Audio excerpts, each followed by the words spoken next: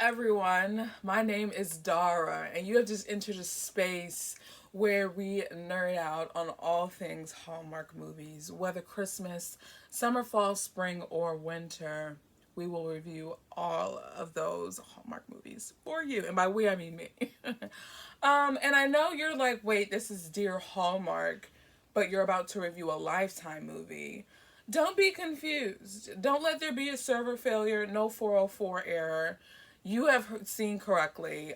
For the Christmas holiday, we are not just having the Hallmark family at our table, but we are also inviting Lifetime. Netflix is still pending. We will see, but we are definitely inviting the Lifetime Christmas movies to our table. And I say specifically the Christmas movies because, they've been kind of on that ID channel kick with I Know What You Did Last Summer in My Father's Basement. You know what I'm saying? And so we're not going to talk about those movies. We're just going to talk about their Christmas movies. And this one is titled The Christmas Edition. Oh, let me look at my notes.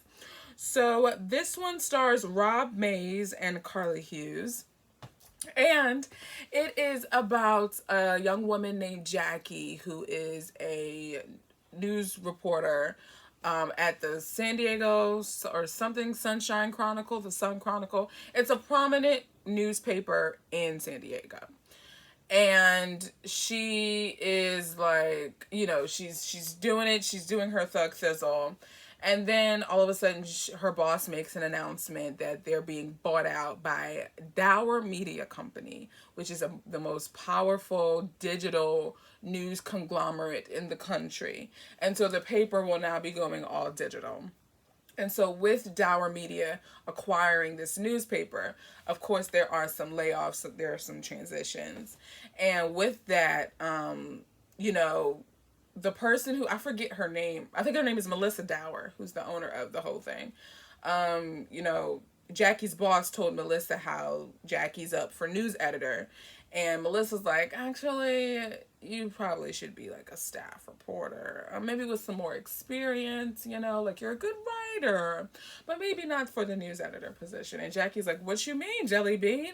I've been doing this for like 5 years, and that was I would be regressing instead of progressing. So she goes to a favorite coffee spot, finds a newspaper, and she sees that there's this ad to kind of take over a failing newspaper in Alaska. And at first she was just like, whatever. But then once she decides to leave her job because she's like, if you can't respect me for who I am, you don't need me. And so she decides to pick up the truck and move to Beverly. So she moves to Alaska and she takes over this paper, and she literally starts from nothing. Like, they only have one person operating the printing press and then a photographer. That's all the staff that she has. They have no budget. She's literally starting from the ground up. But throughout her journey in reviving the paper, she of course begins to know more about the town, and she falls in love with the town. And of course falls in love with a young gentleman by the name of Fenn, who was the son of the guy who used to run the paper.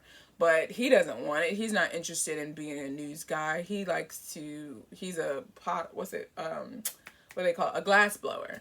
He's just like, I just want to make glass sculptures and not really concern myself with all of the goings on of a newspaper. And so, he's like, their whole relationship was really fun.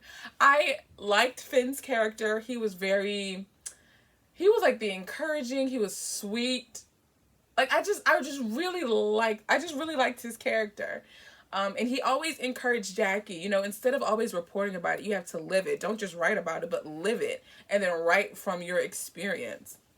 And so you can see Jackie's writing change as he has her take part and really participate in the different Christmas festival happenings that goes on in the city.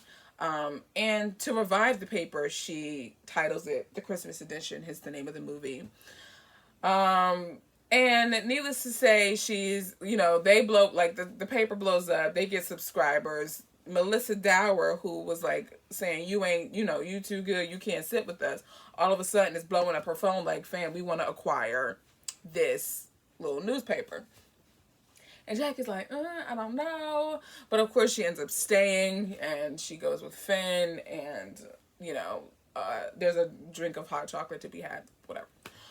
So what I love the most about this movie is that there wasn't really, you know how, so like they build up the you know, the liking between the male and the between the man and woman lead, and then there's always some type of conflict, whether it's the man going back to where he came from, or the woman going back, or there's some misunderstanding when they eavesdrop on a conversation.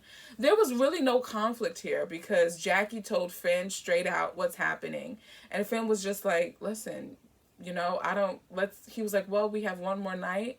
Let's just make the best of it. Like, I was just like, I really, really like that take on it.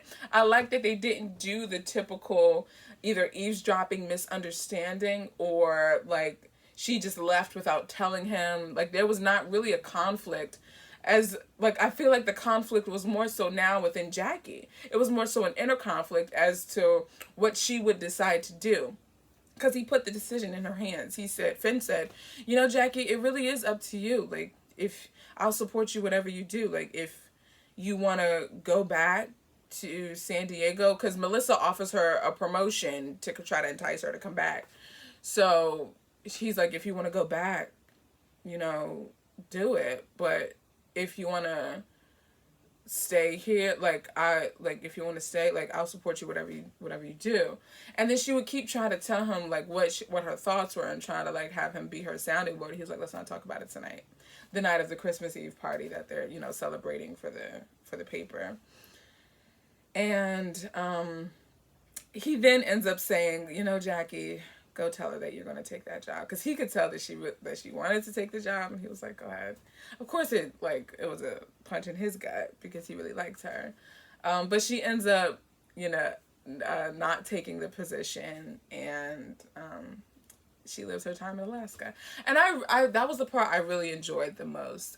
This movie overall was just really sweet.